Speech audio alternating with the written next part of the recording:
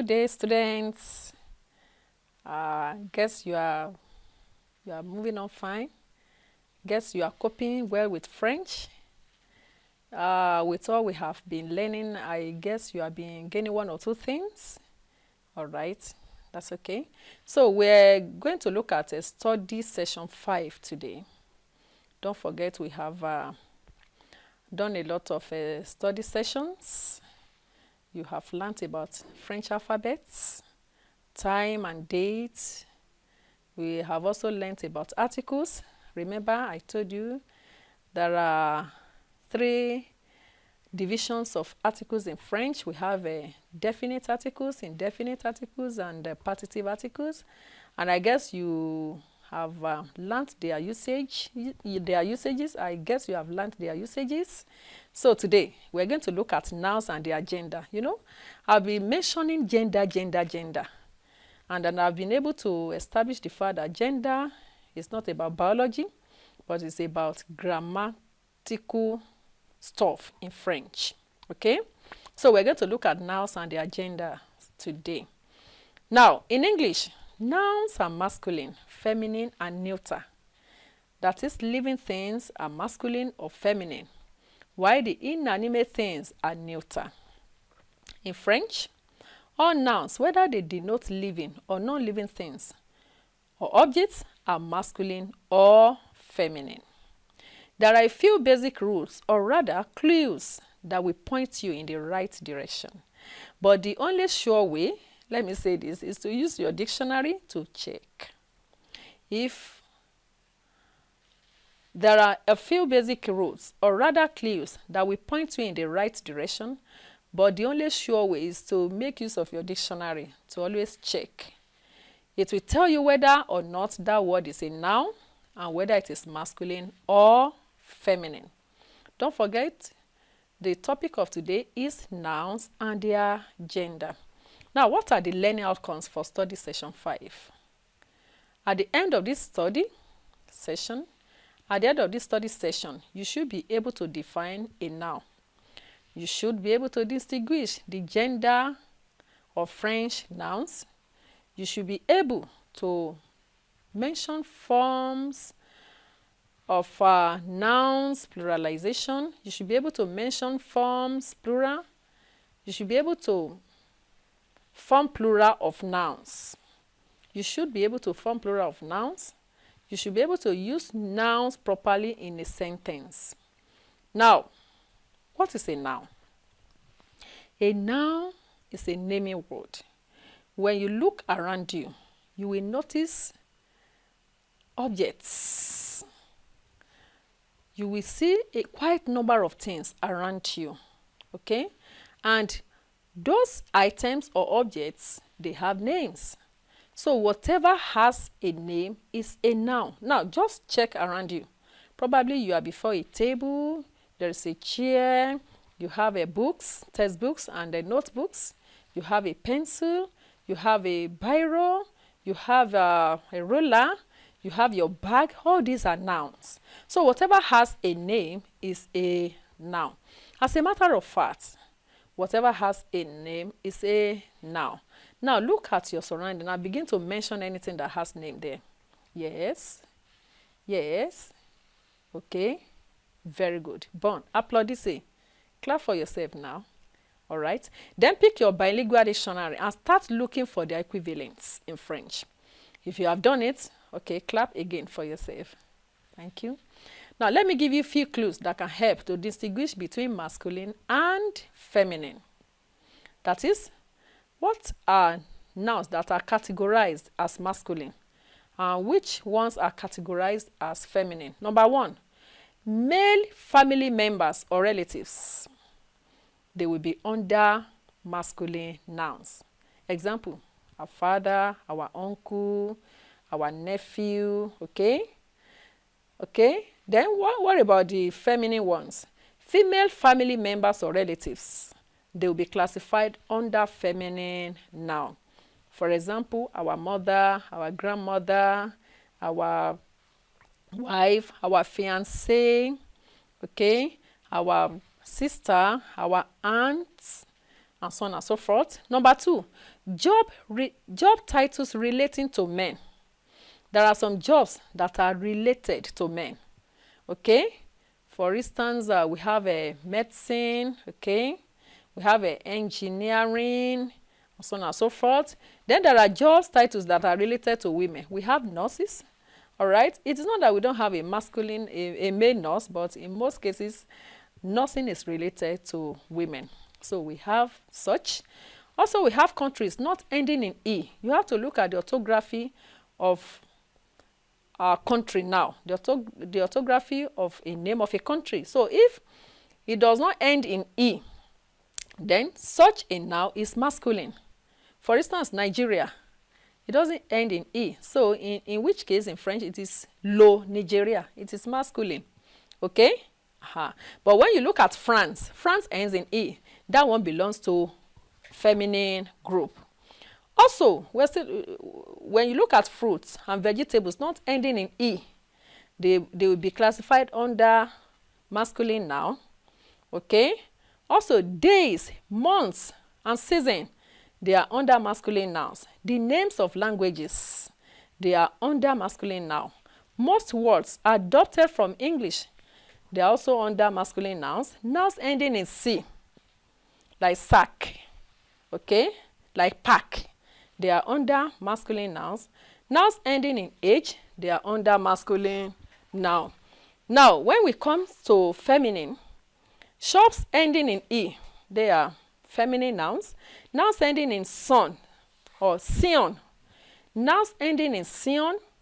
Nouns ending in sion are feminine nouns. Nouns ending in tie or te, they are feminine nouns. Nouns ending in et, like farmlet, they belong to feminine nouns. Nouns ending in sion, they belong to feminine nouns. Now, what are the examples of nouns? People.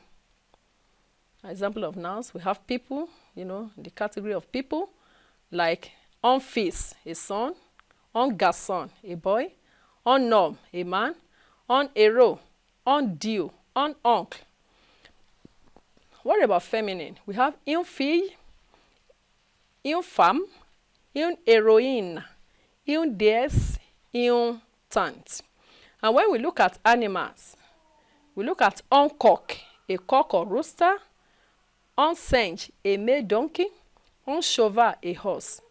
But for feminine category, we have une poule, a hen, un guenon, a female monkey, un jument, a male. Okay? Now, let us look at formation of feminine noun. There are various rules that guide the formation of feminine nouns. Some nouns form in both masculine and feminine. Example, un artiste is the same thing for feminine. Un camarade, we have un camarade. Un touriste, they have the same formation for their masculine and feminine noun. Now, in many cases, the feminine form of a noun is formed by adding E to the masculine form. Okay? For instance, in masculine, un ami, a male friend, just add letter E. It becomes a female friend. And you pronounce them the same way. Un ami, un ami. What distinguishes them is the use of article. When you say on, it refers to masculine, un refers to feminine. Then you have un étudiant. Just add E to the end of T, becomes un étudiant. You have a female student. You have un anglais, an Englishman. Just add E to S, becoming un anglaise. You have un employé, a male employee. Just add another E to form your female employee. Un employé, the same pronunciation. When some masculine nouns end in N or T, double the consonant before adding E to form the feminine. There are some situations you just need to add E, after you have doubled the consonant, all right, to form your feminine nouns. Always, for instance, un lion, a lion. All you need to do is to double the N, then add E. It becomes un lion, a lioness. You have un chat, it becomes un chat in the feminine. Un cadet, a male youngest, it becomes un cadet. You have un chien, you just add e after you have doubled the n. It becomes un chien, a female dog or a bitch. Number 4, the masculine nouns ending er is changed to eur to form the feminine. Alright? And you pronounce eur, you drag or. Pronounce it elegantly, or. Example, un boulanger, a male baker, becomes une boulangère, a female baker.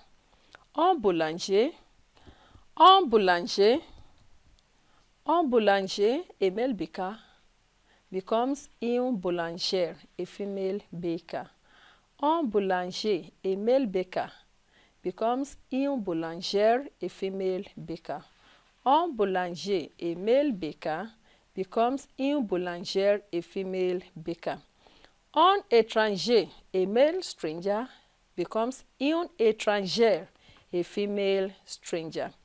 To form the feminine of a masculine noun ending in er, you change the or to oz. To form the feminine. To form the feminine of a masculine noun ending in or, change the or to oz.